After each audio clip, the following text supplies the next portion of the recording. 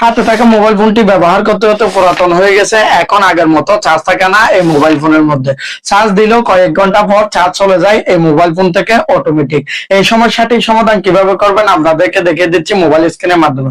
তো মোবাইল স্ক্রিনের দিকে লক্ষ্য রাখুন।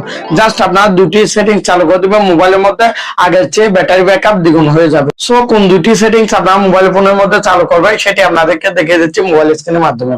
আপনার মোবাইল থেকে সেটিংস অপশনে চলে আসবেন। সেটিংস অপশনে আসার পর এখান থেকে খুঁজে নেবেন লোকেশন অপশনটি। আমি লোকেশন অপশনটি খুঁজে নিচ্ছি।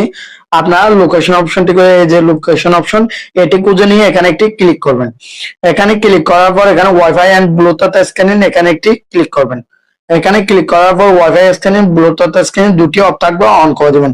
এই দুটি অন করে দিলে আপনাদের মোবাইল থেকে আর অটোমেটিক চার্জ চলে যাবে না। এখন আরেকটি সেটিংস আপনাদেরকে চালু করতে হবে। আমি এখান থেকে বেরিয়ে যাচ্ছি।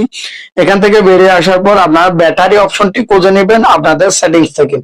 এই যে ব্যাটারি অপশন যেটি দেখতে পাচ্ছেন আপনারা, এখানের মধ্যে এটি খুঁজে নিয়ে ক্লিক করবেন।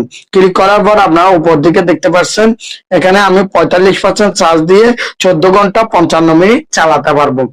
এখন এই সময়টা কিভাবে বাড়ানো যায়? এই সময়টি বাড়াতে হলে আপনারা এখানে পাওয়ার সেভিং মোড যে অপশনটি দেখতে পাচ্ছেন, এই যে পাওয়ার সেভিং মোড, এখানে একটি আপনারা ক্লিক করবেন। ক্লিক করার পর আপনারা পাওয়ার সেভিং মোডটি অন করে দিবেন। এখন এখান থেকে বেরিয়ে দেখাচ্ছি। এই যে দেখতে পাচ্ছেন আমি 44% চার্জ দিয়ে কত ঘন্টা চালাতে পারবো আপনাকে মার্ক করে দেখাচ্ছি।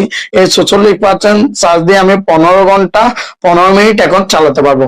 এভাবে করে আপনাদের ব্যাটারি ব্যাকআপ আপনারা বাড়াতে পারবেন এই দুটি সেটিংস চালু করে। ভিডিওটি ভালো লাগলে একটি লাইক এবং একটি কমেন্ট করতে ভুলবেন না। এরকম নিত্য নতুন ভিডিও পেতে আমার পেজটি ফলো দিয়ে এবং চ্যানেলটি সাবস্ক্রাইব করে পাশে থাকা বেল আইকনটি অন করে দিবেন।